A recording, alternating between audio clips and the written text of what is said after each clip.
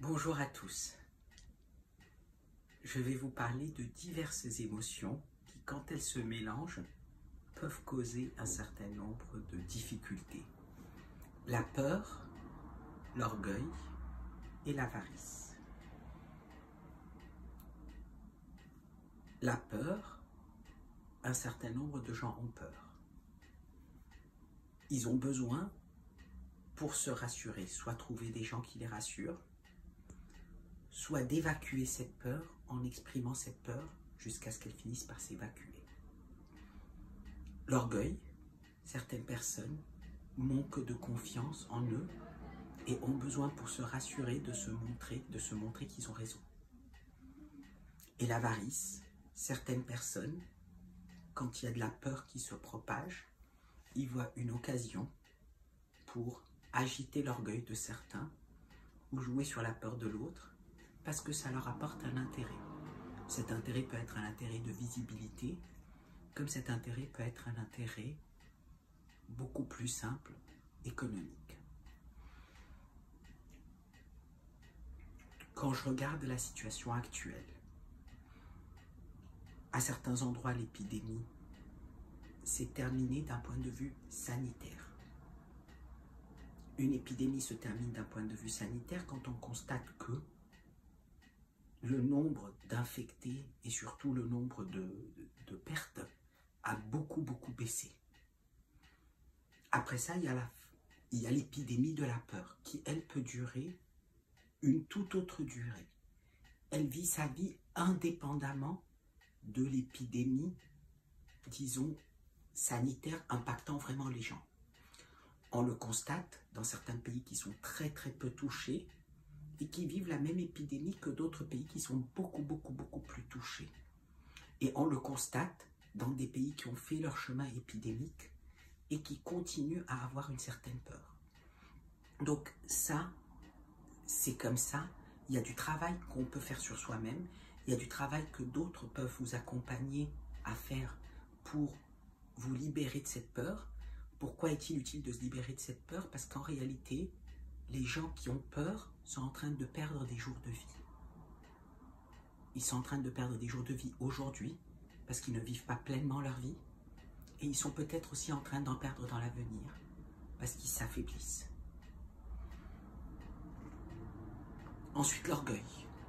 L'orgueil intervient où un certain nombre de gens, parce qu'ils ont dit un certain nombre de choses, ont besoin de démontrer qu'ils ont eu raison.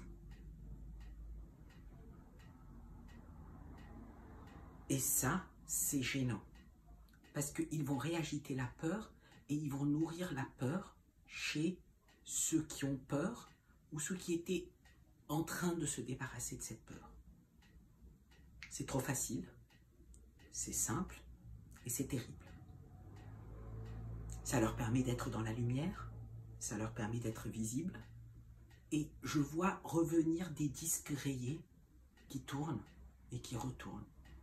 J'ai vu venir le disque de « Oui, les aérosols, ils flottent dans l'air ». Oui, par définition, les aérosols, ils flottent dans l'air. Et on a bien vu qu'il n'y a pas de contamination qui a eu lieu par ce chemin en plein air. Je peux le dire 150 fois, ceux qui ont peur, ils n'entendent pas. Et je peux le dire 150 fois, ceux qui ont envie de vivre vont vivre. Que je le dise ou que je ne le dise pas, ils vont vivre.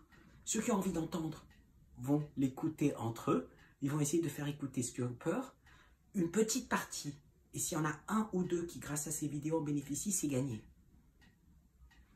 Et une grande partie aura besoin de petites touches, et surtout le moment où ils en auront marre et ils auront envie de vivre.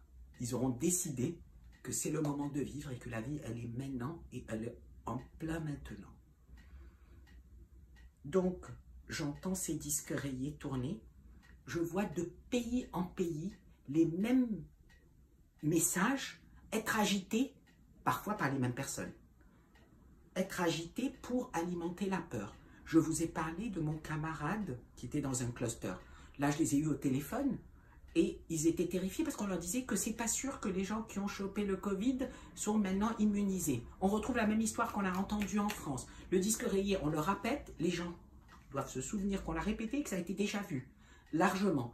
Comme ça a été déjà vu, qu'à part des immunodéprimés dans des conditions très particulières, on n'a pas vraiment de cas de gens qui ont été contaminés 2 fois. Il y a suffisamment de gens qui ont été contaminés dans le monde pour qu'aujourd'hui on puisse en avoir l'observation. Il y a les travaux des chercheurs qui ont montré que les anticorps sont protecteurs. Donc là, c'est des gens qui veulent entretenir la peur en répétant le même message dans un pays différent et parfois en répétant le même message dans le même pays. On a eu en France, oui, le truc il est aérosolé, il peut être dans l'air. Oui, il est aérosolé, il peut être dans l'air. C'est d'ailleurs pour ça qu'on se pose la question des endroits fermés. On sait que la contamination, elle se passe dans les endroits fermés, avec beaucoup de gens, dans un temps prolongé, avec une aération mauvaise. C'est maintenant, la quantité de preuves est immense. Et c'est peut-être pour ça que il faudrait se poser la question de faire des travaux dans un maximum d'endroits pour renouveler l'air. S'il fallait se poser une question, ce serait cette question.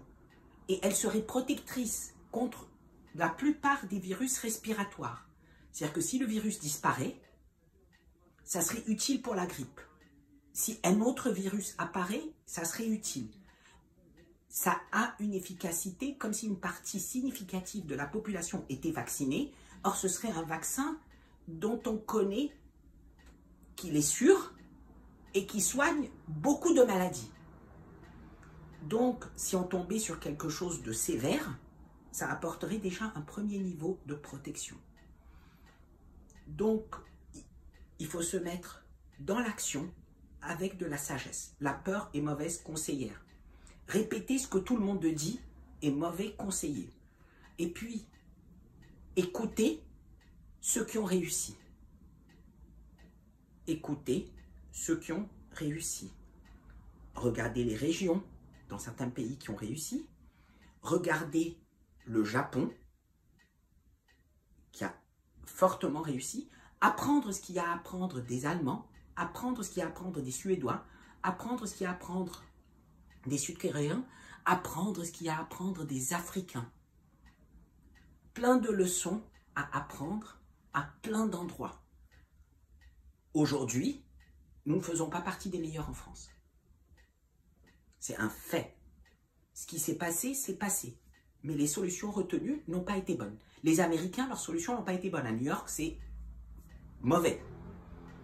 En Californie, on voit qu'ils ont réinstauré un certain nombre de mesures en mettant des masques dans la rue et en mettant du reconfinement, et on voit que le taux de positivité augmente. Même chose dans le Nevada. Ils sont dans une bataille politique entre eux et nous, on n'est pas dans ces batailles politiques. Nous, notre affaire, c'est d'être heureux, d'être en bonne santé, d'être bien et de regarder dans le monde entier ceux qui ont des solutions.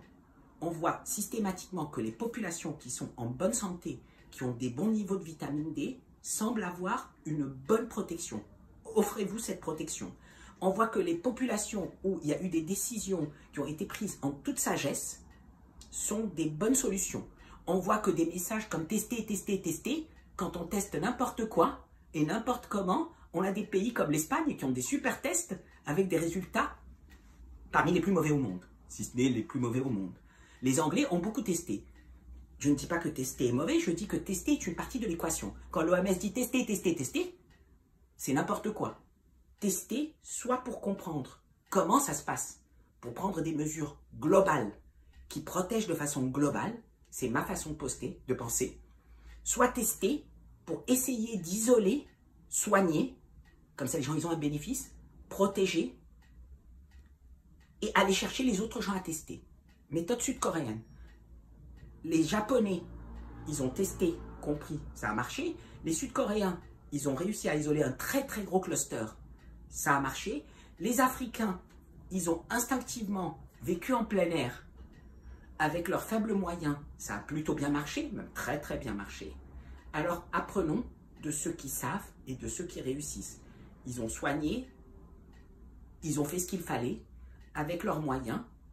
On a des moyens, on sait des choses et on a les moyens aujourd'hui d'améliorer l'aération dans la plupart des endroits fermés. Ça améliorera les choses. On a les moyens d'améliorer la vitamine D et le soleil dans nos populations. Ça améliorera les choses.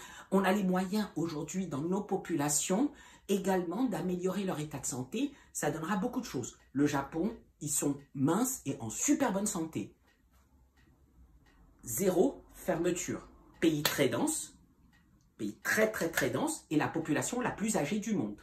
L'Allemagne, ils ont une société qui est dans le même niveau de santé que nous, mais ils ont mieux testé, ils ont mieux ciblé, ils ont fermé au bon endroit de la bonne façon, ce qui permet de tenir mieux, d'écouter mieux et de comprendre. Donc à chaque niveau, il y a des leçons à apprendre, mais réfléchissons.